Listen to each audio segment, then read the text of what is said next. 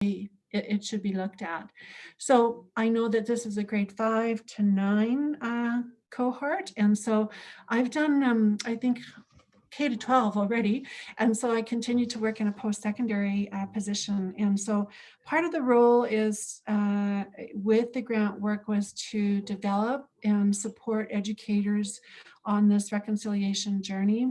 And so we've created a lot of great resources to support you. And actually, there are probably so many great resources that you don't even know where to start.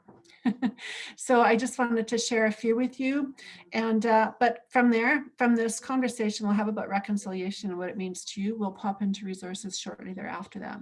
And so I want to make this as comfortable and approachable as I possibly can for you, because this work is, really, as we look at an apology. I was teaching social studies at Chestermere High.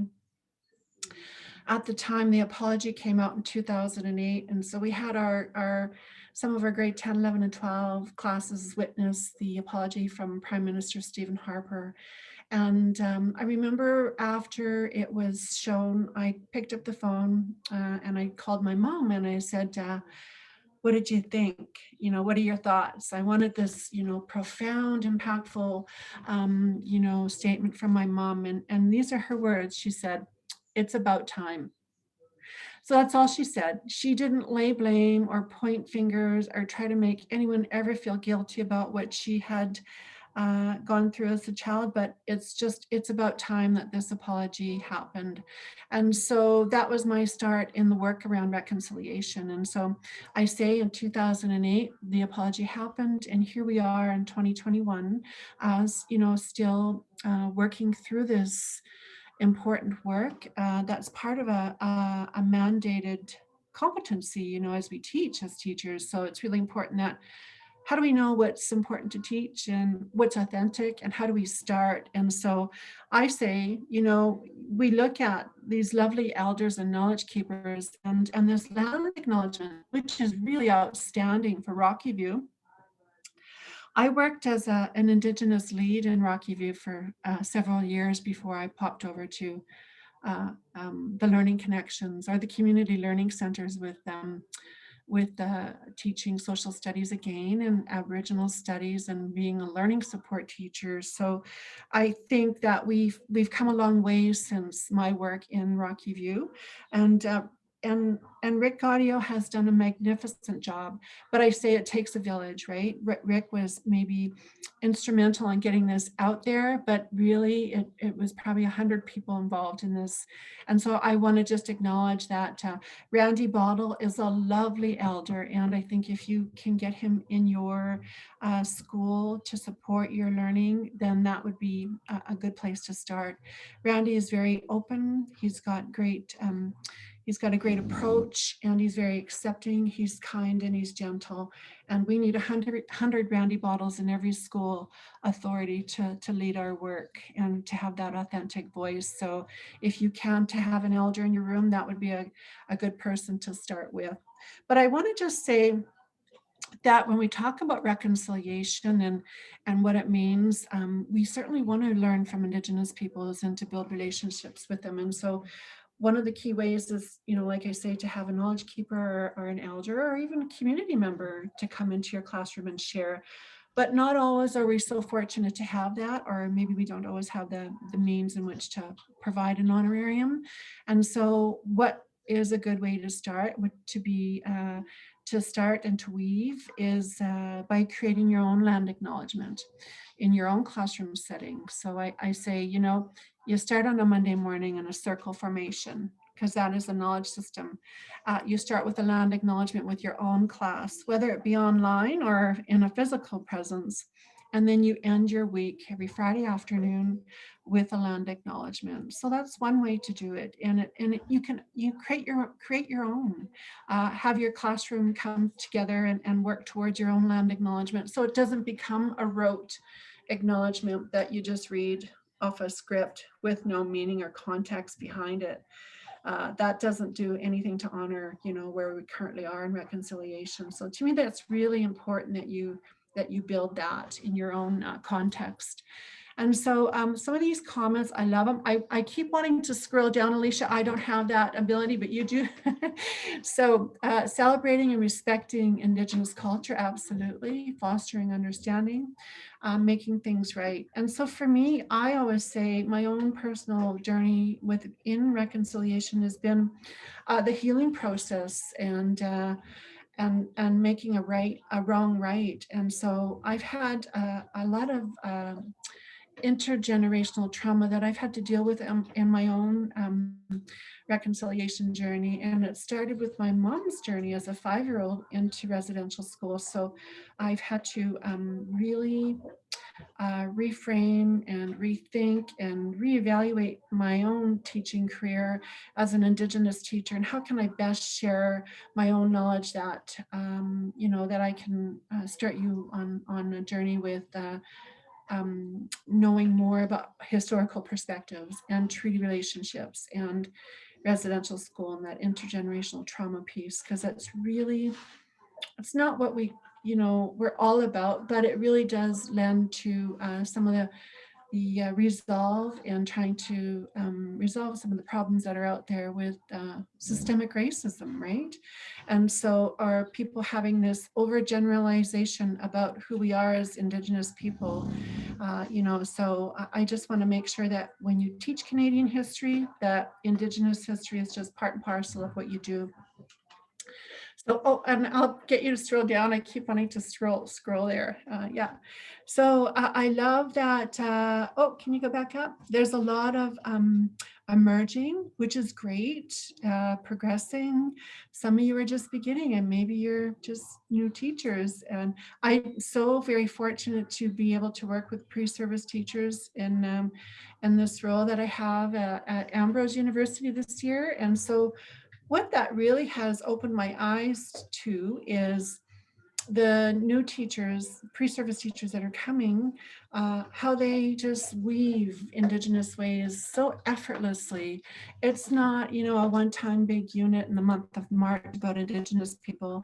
It's about from September to June in ways, and you can weave that Indigenous voice, histories, and the culture and the language and the traditions, and really that story and everything that you do in your everyday practice. And so we've really created some great resources for you to do that effortlessly as well. So I'm really pleased that these teachers just, have picked up the reins in this work and are have no obstacles. They want to do what's right. They want to do well. And so I've witnessed many great lessons in every content area, really, in the last several months working with pre-service teachers. So I just want to share that with you because it's really that simple, right? So, Alicia, I'm going to get you to Sure. Yeah. So we did collect some pre-questions. I wonder, if anyone has any like live questions, can we maybe start with that and then transition to those other ones? Does that work for you, Donna? Absolutely, yeah. Okay. So, and if not, we have lots of talking points from the information you guys gave in the survey. So I just could open up the floor. I have to say, Alicia, I love the survey questions and what questions you have around reconciliation, because as a visitor to treaty this territorial area as well, I don't have all the answers, but I can certainly maybe guide you or direct you in the right area to learn more. So I love storytelling. That's probably one of my best platforms to start with, is learning through story and sharing story. And so, people such as Randy Bottle, who shares story as an example, he does it in such a kind and gentle manner and talks about the ways in which our histories as Indigenous people really have come to fruition.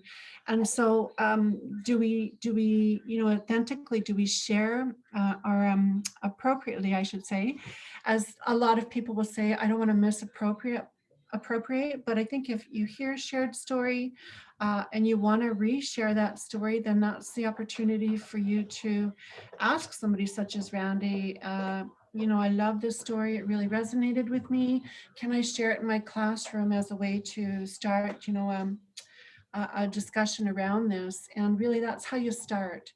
You do it in an honorable way. Maybe you offer him tobacco, or you offer to him to come into your classroom to share his own story.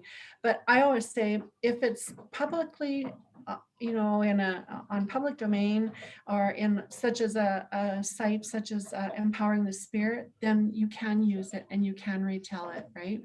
So I just want you to be aware of that. That's really important, that you don't come to that obstacle of, well, I don't think I can do this because I don't have enough knowledge, or I don't think I can do it because I don't have the rights. And so that for me is, if this work is on a website such as our Empowering the Spirit, then you can share it. So I like resources always around math and science. And so I don't have a template for the top 10 science and math reconciliation lesson plans, but what I do have is, that story that you learn on your own within this reconciliation journey, that there are tons of great math and sciences pieces out there for resources. As I said, I just witnessed a lovely lesson from a grade 6 science pre-service teacher, and his lessons were around the phases of the moon. He talked about constellations, and that was his science unit. And so he really just introduced the story of the Blackfoot star people. So with a little bit of research and some of the resources I was able to share with him, he just took it from there and wove it into his science unit. And so continued to talk about the ways in which Indigenous people learned from the stars and from the phases of the moon, and how they learned through seasons. And so he just did it so seamlessly, and I thought, wow, that to me was it was a great lesson, and I was really glad to be a part of it. So that's one way, I think, if you can. There's lots of great pieces already out there that you can weave into your science and your math lessons. It doesn't have to be a full-on Indigenous themed lesson, but it can introduce story. As we say, we always share through story, and that's one way to do it. I think one of our Irene has had her hand up. So do you have a question, Irene, or comment? Hi, Donna, and thanks so much for coming in today.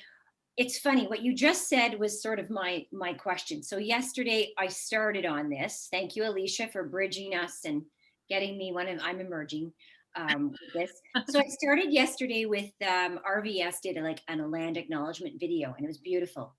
And then I went into my sky science, and that's exactly what I talked about. I did, let's look at other cultures and the way that they interpret the reasons for the seasons and understanding our sky.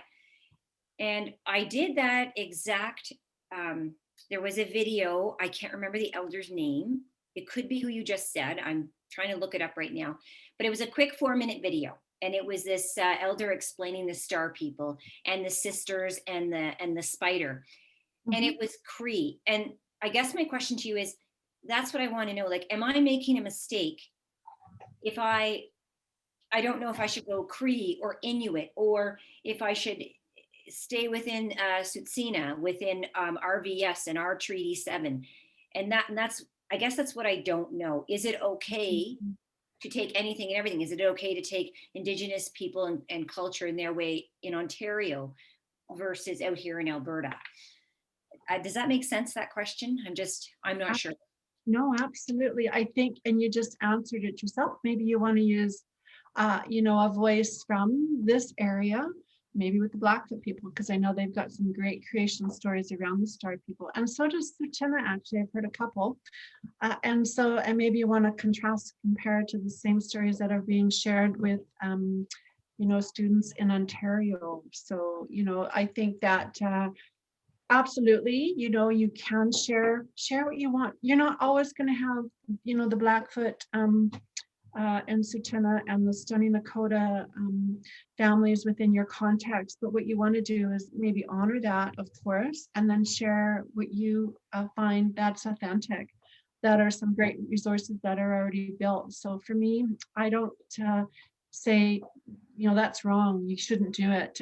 Absolutely, share as much as you can. And just as you would share in any other capacity when you're talking about Canadian history, right? Okay. Does that make sense, Irene? Yeah. It does. Thank you. Good, good. Okay. Thanks, Irene. You know, I have to say, Irene and colleagues, that I love the Downey Wenjack resources. So if you get an opportunity to look through some of that, they have great, you know, curriculum pieces throughout Canada. And so, yeah, there we are. And it's the legacy schools program. It'll pop up as well, but there's some really good pieces there, not just here in Alberta, but in BC and Ontario and Manitoba. And so, you know, we didn't have those province, you know, lines where we just stop here. You know, Indigenous history is from coast to coast to coast, right? And so I think if you go up to, I see all the merch there. Yeah, there we go. Yeah, I think if you go to our story, go back to our story. Yeah, and Secret Path, but that's a good place for you to start. But there's also resources K to 12 in throughout the whole site. So what you need to do is you need to go through and really do a really deep dive into some of the work, because it's already there. And I say, don't reinvent that wheel. There's some great pieces out there. You can become a legacy school too. They've got some great programs on the go across Canada. So I love that, you know, this website is really a legacy to Gord Downey, but really we're honoring Chanie Wenjack and the story around his residential school experience. So, you know, if I can get you to pop in there and take a look through, because there's a lot of good pieces. And of course, there's a lot of good videos and YouTube videos that they created around the book about Chanie Wenjack. So you'll see it, the story, I think. I don't know if you want to pop on one, please open one actually. And if you sign up to be a legacy school, you'll get like a little startup package, and they will send you a couple copies of Secret Path, of the graphic book. So yeah, to me, it's a great place to start.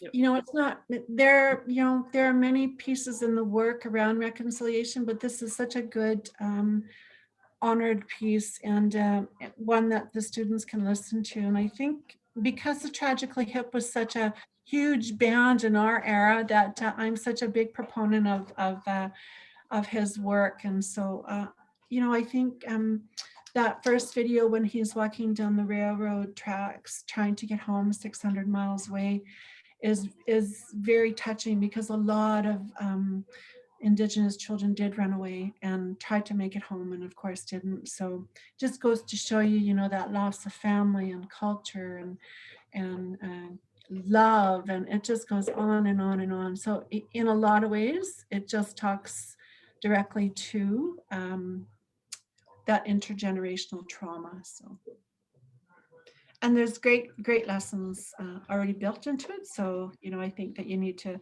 take the time and do a really deeper dive into some of the resources that are there, and lessons actually. So any other questions?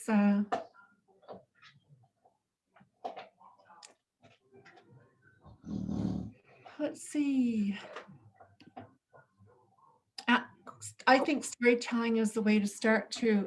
So that's for me is ways of doing it. Online class, I'm going to just close this for a minute because I can't see the rest of that question.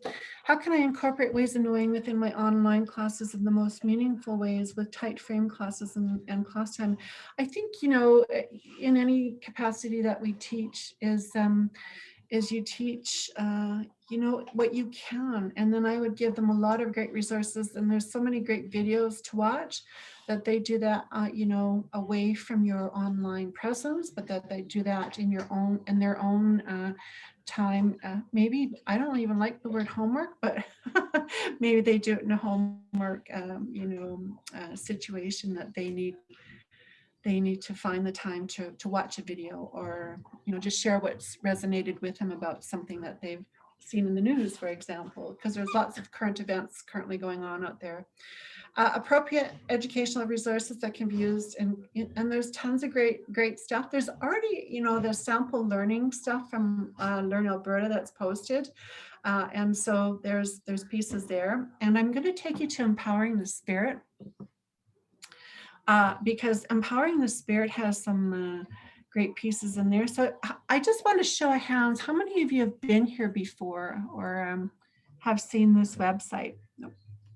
So this website was created, you know, years ago already, and really it was where we house all of our work for anything we've done within the grant work around Education for Reconciliation, and it's really to honor that Truth and Reconciliation Commission, and then of course the calls to action.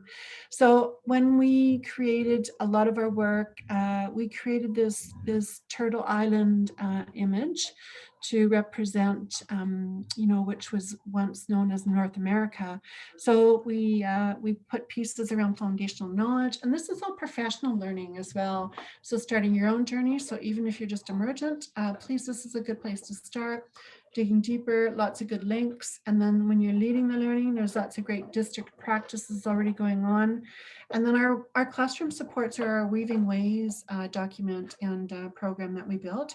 We had a webinar a couple different times that we shared last year, and our Weaving Ways e-course is currently open. So if you get an opportunity to sign up to start that, that's another opportunity for you to further your own knowledge in Indigenous ways of knowing.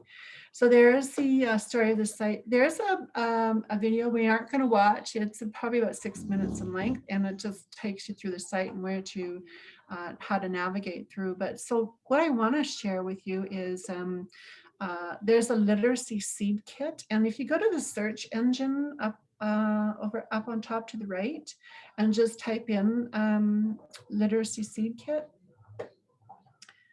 it will take you there. Yeah, there we go. And oh yeah, sorry, I have to separate the words. There it is right there. Yeah, and so what this seed kit is, it's a collection of books, and it really is K to 12. And so, for example, you know, I love this 13 Moons Turtleback. If you open that one, Alicia, the teacher's guide, yeah, it will take you, it's a collection of short stories and poetry, and it really does, you know, celebrate Indigenous culture. But I think one of the stories I really like is around that, it's a Cree narrative. But, you know, when you go through, it just shows you some of the areas in which you can embed. So there's one right there, grade 6, sky science, and then it gives you the learning outcomes attached to them. And so there's the whole literacy seed kit is built this way to connect to your outcomes and some of the strategies, lesson plans, unit plans, and just the ways in which you connect to Indigenous language. So and it gives you like a reconciliation piece as well. So yeah, I think it's a great resource. It's already there for you built, and there's a teacher guide in I think in every book, not just for First Nations, but for the Métis and the Inuit as well. So there's the Code Talkers. Lots of great graphic books as well for that grade 5 to 9, you know, classroom area. So yeah, take a look through. I think some of there is some work that Randy Bottle has done, and he's got some great graphic novels that he's produced, and I know that they probably are in there as well. But anyways, that just kind of gives you an idea as to what's there for literacy and how you can share that story in almost every content area. So it is a really good resource, Rachel, and if you can take a look through and make it your own. You know, it's you need to just take the time to look through. So yeah. And I know it's 10 to 12, and I know, does anybody have any questions? So those are just two resources that I like to share, the Downy Wenjack, because there's lots of good pieces there. But also, there's tons of great work, like I say, in empowering the spirit. Take a look through, because we've built on our homepage, I think, you'll find at least 5 or 6 PowerPoints that we built to support you on this application of foundational knowledge. Oh, I lied. Sorry. I think it's under foundational knowledge. starting your journey. No, I don't lie. I just, so many pieces to look through. But terminology, diversity, stepping stones, the ATA Walking Together team, they did a phenomenal job with some of the pieces there. Our territories, historical and contemporary, treaty relationships. Again, those are some of the conversation guides that we have as well that we've built.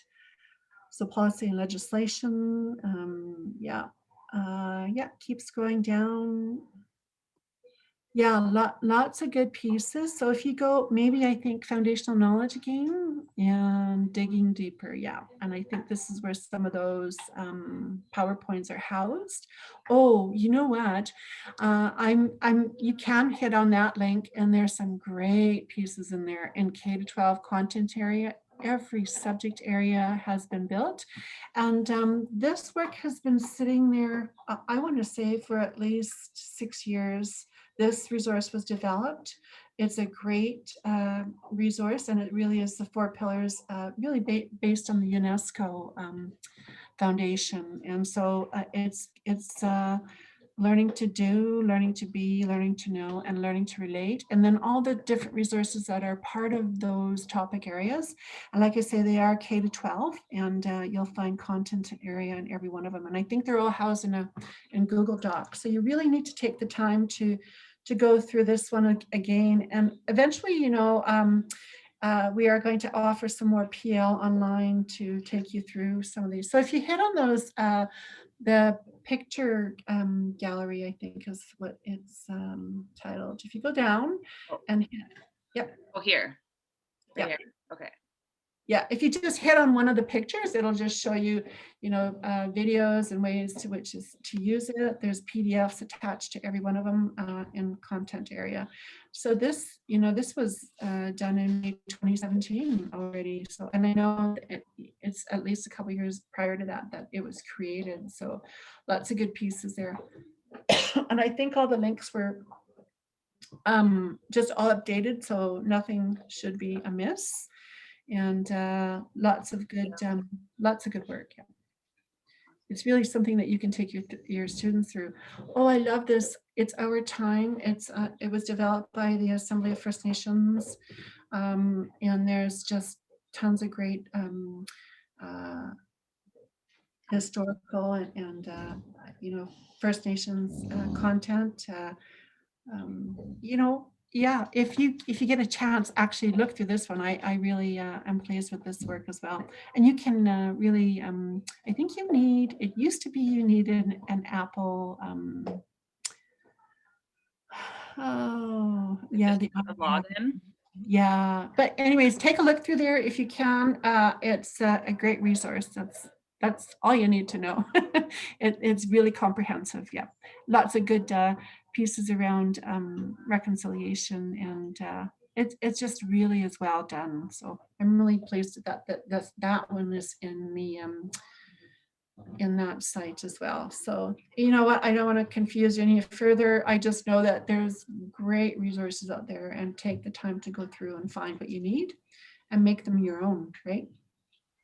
Donna, I'm just wondering if we can ask our teachers if they've either tried something with their kids, with their classes before that they maybe want some feedback on, or maybe they have a couple of ideas of something that they're thinking about trying and maybe they'd like to run it past you.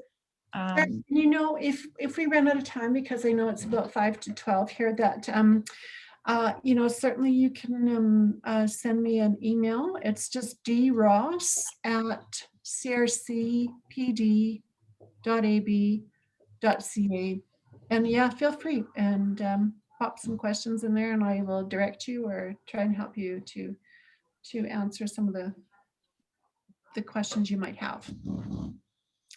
So thank you for being part of this. Are there any in the chat box right now that you'd like me to look through, or? I don't think in the chat box, but we can certainly open up the floor. Sure, yeah.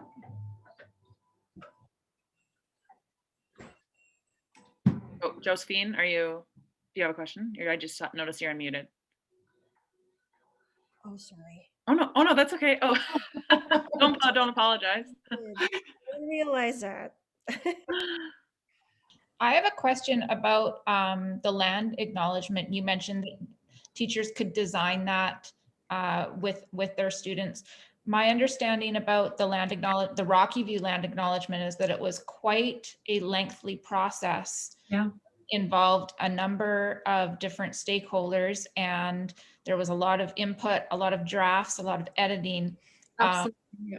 Can you maybe just give a little bit of advice on how teachers can make sure that if they are going to go down that path with their kids, that they are creating a land acknowledgement that would be appropriate, authentic?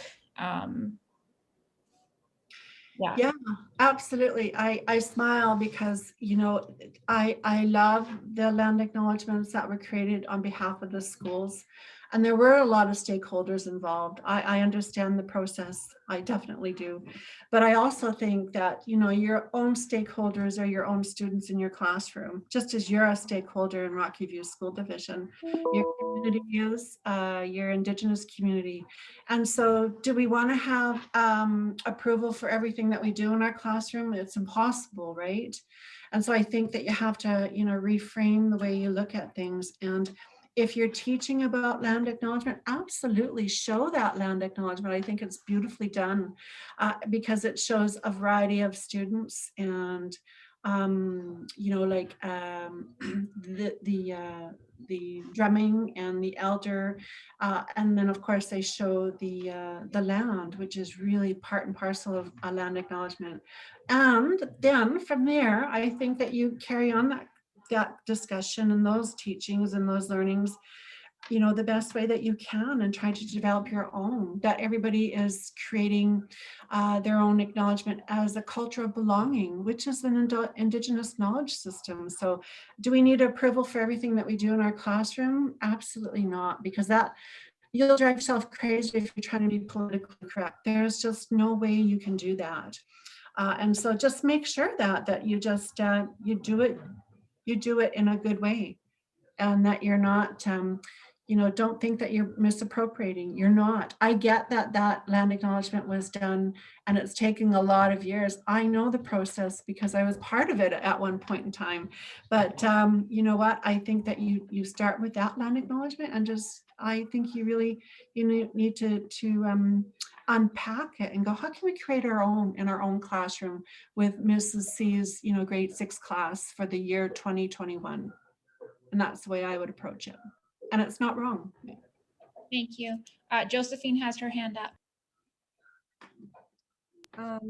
I'd like to ask if there's an elder directory. Like, Oh, yeah. find an elder. I would have students who are First Nations, but every time I would ask them, even the parents wouldn't know where to find the Yeah. elders. Is that Well, I know. I often jokingly say they're under E in the phone book, but they're not. And so I think if you're looking for somebody specific, you know, certainly somebody like Randy Bottle, who is such an easy and accessible person, you just send an email and just say, hey, you know, I'm working in this in my classroom. And sometimes Randy is so busy, he might not get back to you right away, but there's so many good elders. I know that they have a wisdom and guidance committee with the Stoney Nakoda elders, for example. So if you send a request there, they look at your, you know, your context, and they decide the best elder to go into your classroom to support. So, and one of the things about an elder is, and I know that they're from the community because I've had this conversation before, is that, you know, even though it's community driven. It's not a volunteer position, you know, they still need to be paid an honorarium. So certainly if you have somebody that you're looking for, depending on your context, I can certainly help. Or I'm not sure who your Indigenous lead is this year in Rocky View. Yeah, that might be somebody you can, you know, contact, and or I can help you if you're looking for somebody. I certainly have a lot of elders and knowledge keeper friends that I can direct you to. My understanding, Chelsea Jackson is on leave, and my understanding is that that work has fallen under Sherry Black's portfolio. So if anybody is looking for information about that, you would reach out to Sherry Black. Actually, Jackie Simons, who still continues to support in that role in the Cochrane Schools area, she's a great contact, and she works quite closely with the Stoney Nakoda Nation, so she might be able to direct you better than. I mean, I love Sherry, don't get me wrong, but Jackie has her foot in that door, working with the community already. So, any other questions? You know, I want to thank you for being part of this today, because really what it demonstrates is that you've already started this reconciliation journey. And so you're here to learn more, you want to do better. And like I said, there's so many great resources. Yeah, that's Jackie Simons, that's her name. And so, you know, if I can direct you to other resources next week, I certainly will take you to some. So if you're looking for anything specific, feel free to you know, send them to Alicia, and then I'll try my best to navigate you through some of the resources that I've discovered on my journey through reconciliation. I often say this, I have books everywhere, but I'm a big proponent of Under One Sun. They've done a remarkable job with content area, and it's a K-8 resource, but it was developed by 2 Indigenous teachers in southern Saskatchewan, and it's just a really good, they give great perspectives and a lot of great connections to reconciliation, very practical ideas. And so as an example, I've got the, you know, the Shannon Station story, you know, about Shannon, who was an activist who tragically passed away, but it was, you know, about, you know, that social justice piece, right? And character education, which is really important, specifically in your grade areas, because students want to do better, and they want to support each other. So I think, you know, if you get a chance, and I don't know if you have a library or a commons that you can access some of this work, or if you're looking and you really want to look at the books more thoroughly, I can certainly lend you some. I have a lot of copies. So that's amazing. Well, thank you so much, Donna. And this is work that we can follow up in our cohorts as well next week. And then I will try to send you an email sooner than 7 a.m. the morning before. So thank you for I was up. Yeah. being so quick on your toes. But yes, thank you so much for coming in. I know I am also under this umbrella of learning about this and doing better and on my own reconciliation journey. So again, like, thank you so much for your time. I think I speak for all of us when I say we appreciate it so much. Thank you for having me. Yes, absolutely. Okay. And we'll see you next week. Thank you so much. Yeah. Take care. Okay, bye, everyone. Bye-bye.